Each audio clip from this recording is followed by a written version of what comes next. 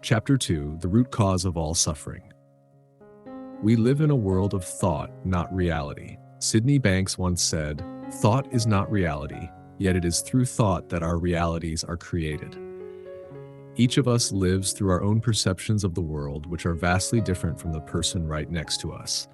An example of this is that you could be sitting in a coffee shop, having a quarter-life existential crisis, completely stressed out of your mind about how you have no idea what you're doing with your life, when it seems like everyone else has theirs together, while the person next to you is happily enjoying their freshly brewed drink while peacefully people watching.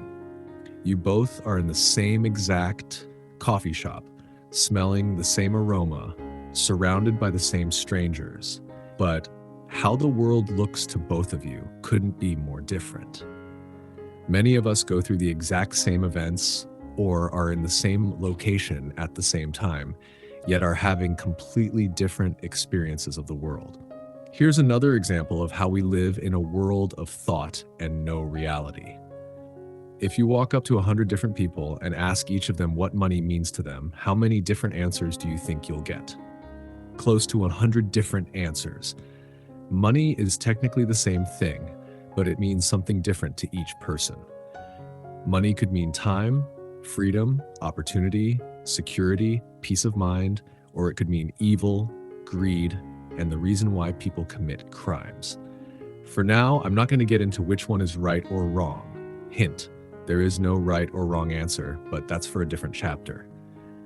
Another illustration of this concept is as follows. If you survey 100 different people and ask each of them what they think of our current president, how many different answers do you think you'll get? Even though it is the same exact person we're talking about, we will get 100 different answers because most people live in their own thoughts and perceptions of the world. The meaning or thinking we give an event is what determines how we ultimately feel about it. That meaning or thinking is the filter through which we see life from then on. Because of this, we live through a perception of reality, not in reality itself. Reality is that the event happened, with no meaning, thinking, or interpretation of it. Any meaning or thinking we give the event is on us, and that is how our perception of reality is created. This is how our experience of life is created from the inside out. It's not about the events that happen in our lives, but our interpretation of them, which causes us to feel good or bad about something. This is how people in third world countries can be happier than people in first world countries, and people in first world countries can be more miserable than people in third world countries. Our feelings do not come from external events, but from our own thinking about the events. Therefore, we can only ever feel what we are thinking. Let's hypothetically say that you really hate your job, and it causes you an enormous amount of stress, anxiety, and frustration. It pains you to even set foot in the building where you work, and just thinking about your job makes you furious. When you're thinking about your job, you're just sitting there on a sofa with your family watching a TV show together, but you are fuming at the thought of your job. Everyone else is having a good time, except you. In this moment, everyone else in your family is having a different experience of life than you, even though the same event is happening. Just the thought of work created a whole different perception of reality, even though you're not physically at work. If it were true that external events cause us to feel the way we feel inside, then you should be a happy camper in your living room, watching a funny TV show with your family every single time you do this activity. But that's not the case. Now, you may be saying that you're only feeling this way because an external event, your job, is causing you to feel stressed and anxious. To that, I'll ask the question, is it absolutely true that every single person feels the exact same way about the job they're working in? Two different people can be doing the exact same job, but will have completely different experiences of that job. It can be the most amazing experience and a dream job for one person, but be another person's worst nightmare and living hell. The only difference between one person and the other is how they think about their job, which determines how they ultimately feel about it. Now let's go back to the original scenario of you hypothetically hating your job. Remember how much stress, anxiety, and frustration it causes you when you think about it? Let's do a quick thought experiment about that by answering the question below. Who would you be without that thought that you hated your job? Take 1 minute to see what comes up for you, and don't move on until you do that. If you don't overthink it and truly let the answers surface from within you, without that thought, you will most likely feel and be happy, peaceful, free, and light.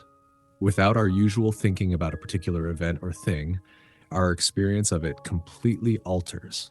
This is how we live in a world of thought, not reality, and how our perception of reality is created from the inside out through our own thinking. With this new understanding, you've just uncovered the cause of all our human psychological suffering. The root cause of our suffering is our own thinking. Now, before you throw this book across the room and light it on fire, I'm not saying that this is all in our heads and that it isn't real. Our perception of reality is very real. We will feel what we think, and our feelings are real. That is completely undeniable. However, our thinking will look like an inevitable, unchangeable reality to us until we begin seeing how our reality is created. If we know that we can only ever feel what we are thinking, then we know that we can change our feelings by changing our thinking. Thus, we can change our experience of life by knowing that it comes from our own thinking.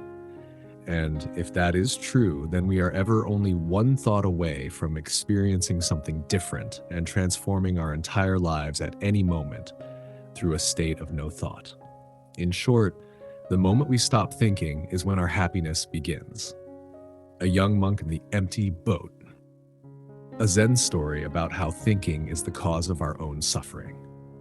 A long time ago, a young Zen monk was living in a small monastery that was located in a forest which was near a small lake. The monastery was occupied by a few senior monks while the rest were newcomers and still had much to learn. The monks had many obligations in the monastery, but one of the most important ones was their daily routine, where they had to sit down, close their eyes, and meditate in silence for hours at a time. After each meditation, they had to report their progress to their mentor. The young monk had difficulty staying focused during his meditation practice for a variety of reasons, which made him very mad. After the young monk reported his progress, or better said, lack of it, to his mentor, the elder monk asked the young monk a simple question that had a hidden lesson.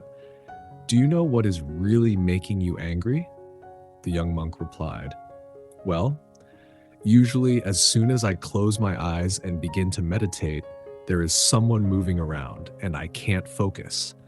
I get agitated that someone is disturbing me even though they know that I'm meditating. How can they not be more considerate? And then when I close my eyes again and try to focus, a cat or a small animal might brush past and disturb me again. By this point, even when the wind blows and the tree branches make noise, I get angry. If that is not enough, the birds keep on chirping, and I can't seem to find any peace in this place." The elder monk simply pointed out to his pupil, "I see that you become angrier with each interruption you encounter. This is exactly the opposite of what is the point of your task when meditating. You should find a way not to get angry with people or animals or any other thing around you that disturbs you during your task." After their consultation, the young monk went out of the monastery and looked around to find a place that would be quieter so that he could meditate peacefully. He found such a place at the shore of the lake that is nearby. He brought his mat, sat down, and started meditating. But soon a flock of birds splashed down in the lake near where the monk was meditating. Hearing their noise, the monk opened his eyes to see what was going on. Although the bank of the lake was quieter than the monastery, there were still things that would disturb his peace, and he again got angry. Even though he didn't find the peace he was looking for, he kept returning to the lake. Then one day, the monk saw a boat tied at the end of a small pier. And right then an idea hit him. Why don't I take the boat, row it down to the middle of the lake, and meditate there? In the middle of the lake, there will be nothing to disturb me. He rowed the boat to the middle of the lake and started meditating.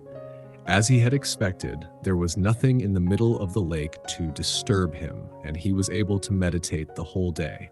At the end of the day, he returned to the monastery. This continued for a couple of days, and the monk was thrilled that he had finally found a place to meditate in peace. He hadn't felt angry and could continue the meditation practice in a calm manner. On the third day, the monk sat in the boat, rowed to the middle of the lake, and started meditating again. A few minutes later, he heard some splashing of water and felt that the boat was rocking. He started getting upset that even in the middle of the lake, there was someone or something disturbing him. When he opened his eyes, he saw a boat heading straight towards him. He shouted, "Steer your boat away, or else you will hit my boat." But the other boat kept coming straight at him and was just a few feet away. He yelled again, but nothing changed, and so the incoming boat hit the monk's boat. Now he was furious. He screamed, "Who are you, and why have you hit my boat in the middle of this vast lake?" There was no answer. This made the young monk even angrier. He stood up to see who was in the other boat, and to his surprise, he found that there was no one in the boat. The boat had probably drifted along in the breeze and had bumped into the monk's boat. The monk found his anger dissipating. It was just an empty boat. There was no one to get angry at. At that moment, he remembered his mentor's question, "Do you know what is really making you angry?" And then wondered, it's not other people, situations, or circumstances. It's not the empty boat, but my reaction to it that causes my anger. All the people or situations that make me upset and angry are just like the empty boat. They don't have the power to make me angry without my own reaction. The monk then rowed the boat back to the shore. He returned to the monastery and started meditating along with the other monks. There were still noises and disturbances around, but the monk treated them as the empty boat and continued to meditate peacefully. When the elder monk saw the difference, he simply said to the young monk, "I see that you have found what is really making you angry and overcome that.